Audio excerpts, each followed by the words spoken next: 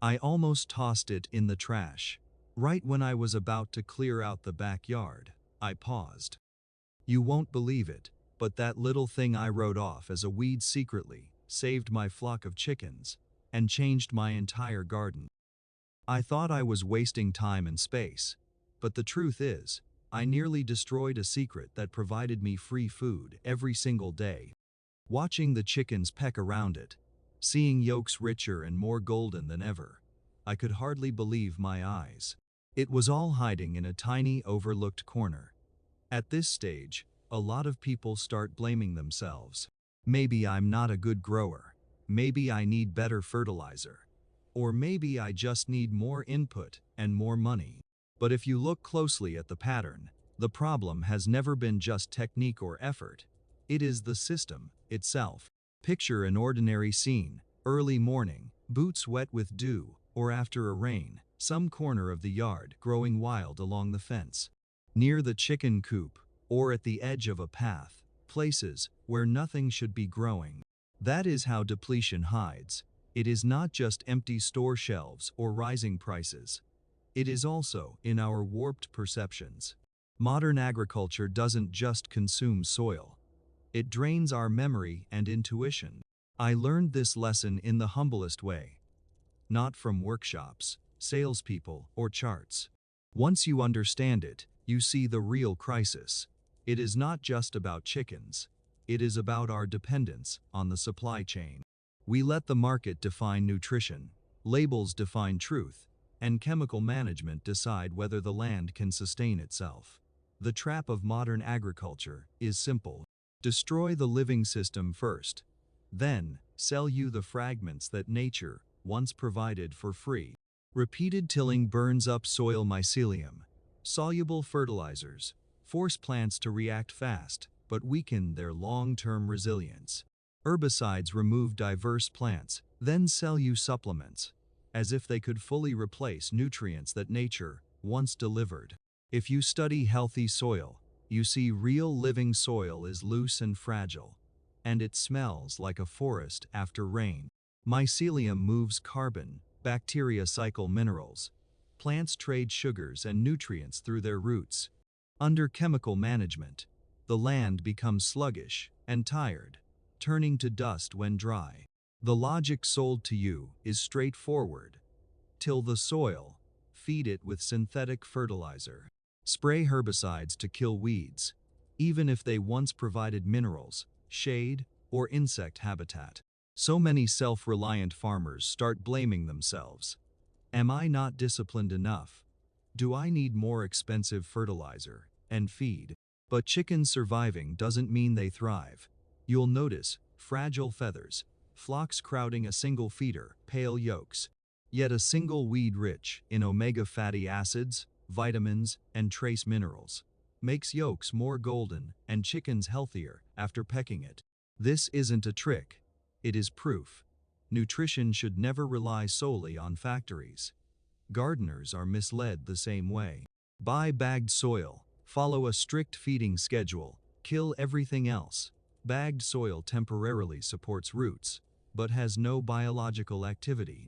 Herbicides may be the most expensive shortcut of all.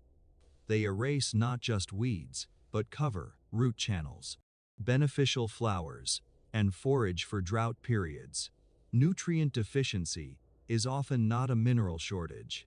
It is a destroyed living system. Mycelium cut, organic matter oxidized, soil surface exposed.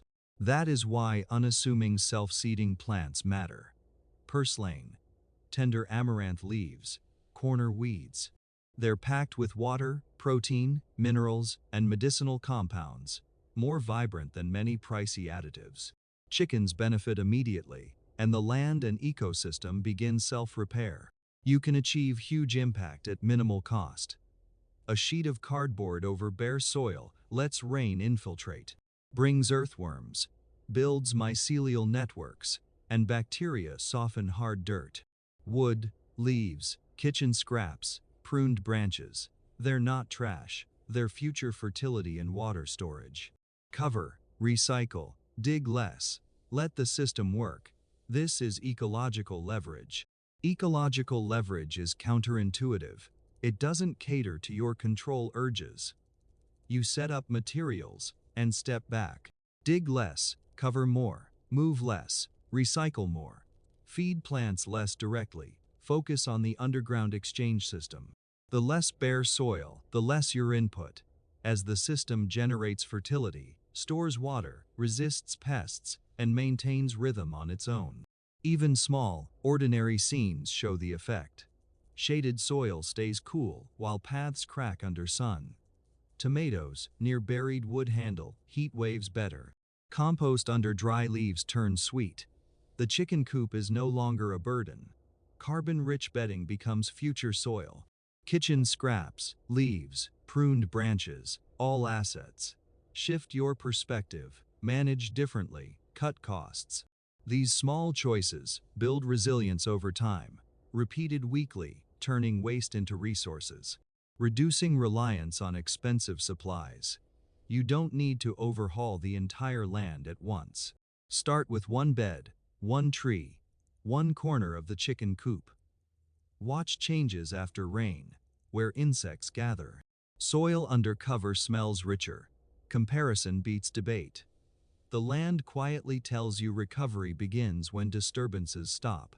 This isn't negligence, it is discipline and restraint.